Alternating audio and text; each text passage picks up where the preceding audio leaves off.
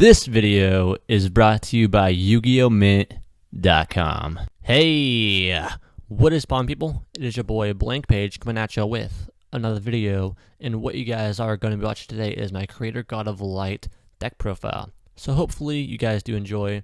I tried multiple different builds of this deck to try and get a consistent one, and I also just tried many different methods as to see which deck or engine was the best to try and get out Creator God of Light or the God cards in general. I tried a Lightsworn variant. I tried an Exodia variant where I just draw all my cards from my deck into my hand.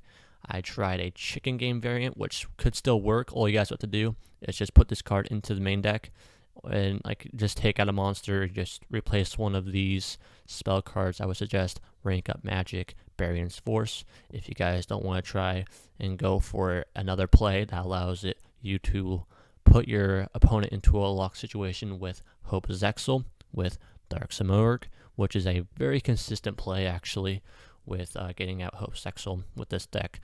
So you guys can just look into that, and I'll just briefly touch up on it later on in this video.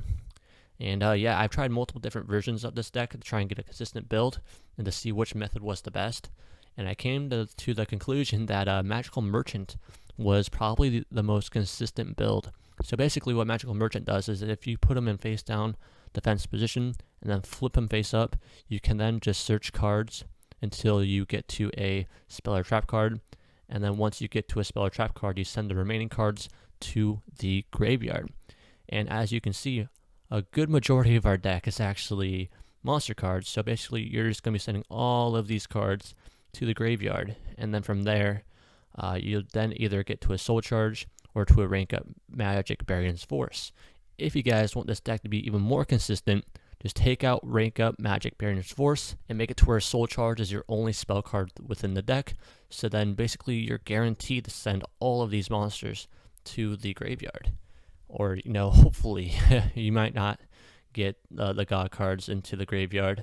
You might just end up getting Soul Charge quite frequently, like in the middle of the deck or something. But yeah, this deck runs pretty nicely, and hopefully you guys will enjoy.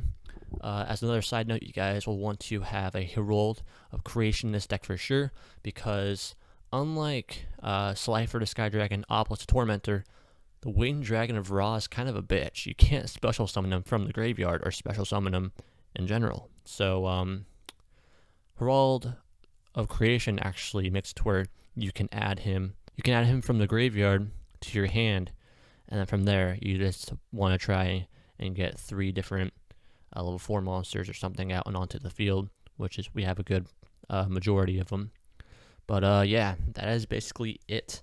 Now I'm just going to jump right into the deck profile. So starting off, I'm running 1 the Creator God of Light, 1 the Winged Dragon of Ra, 1 Slifer the Sky Dragon, 1 Obelisk the Tormentor, 3 Magical Merchant, 3 Herald of Creation, 3 Battle Fader, 3 Swift Scarecrow. These are basically just here to stall out your opponent.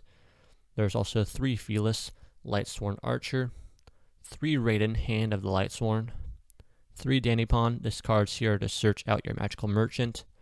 There's also 3 Tin Goldfish, 3 Goblinberg, 1 Outstanding Dog Marin. This card is here so that you don't deck yourself out and trying to get all of your God cards into the graveyard. So basically if this card ever gets sent to the graveyard, you can then just put it back into your deck, and basically you just won't be able to deck yourself out, which is why it's here. There's also Maxi. I try to come up with just a card that could allow you to draw cards or you just stall out your opponent, and Maxi seemed like a good option. But if you guys don't like him, you guys can just put in a Marshmallow or Card D or something. There's also 2 Curry Bandit, 2 Armageddon Knight, which really helps out in getting Dark Samurg into the graveyard. And then that's it for all the monsters. For some spell cards, there is rank up Magic Barion's Force and 1 Soul Charge. And basically that's it. Rank up Magic Barion's Force is here for the Hope Zexal lock with Dark Samurg, or you can just do Hope Zexal itself.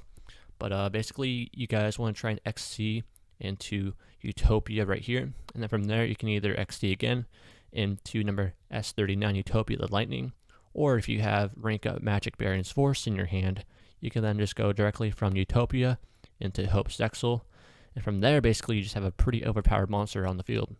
And then if you have Dark Smorg on the field as well, you can then make it to where your opponent is in a locked situation to where they can only normal summon and they can't activate effects nor set cards. So then basically you can just go to town on your opponents, or basically you can just stall them out until you get all the god cards up and on the field. And basically that's it for the extra deck for some side cards. There is Chicken Game, and then there is Side of Space. These two cards work in great combination. If you guys just want to put in Chicken Game, I suggest you guys do. If you guys want to make it to where your opponent won't be able to do any damage to you. There's also XC Override. This card in combination with Hope's Zexal is pretty killer, so I would check it out. There's also Reload, Reasoning, Book of Tayu, which basically just makes it to where you can set up an OTK if you go first, and if you have this card plus Magical Merchant in your hand.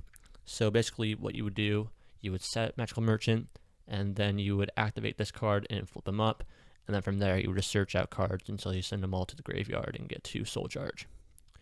There's also Supply Squad. There's also Call of the Haunted, Jar of Greed, Reckless Greed, Marshmallow to set up a stall.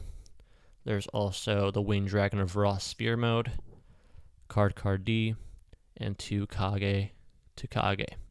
And that is it for this deck profile, guys. Hopefully you guys did enjoy. If you guys have any questions or concerns or comments, put them down in the comment section down below, and I'll get to you guys as soon as I can.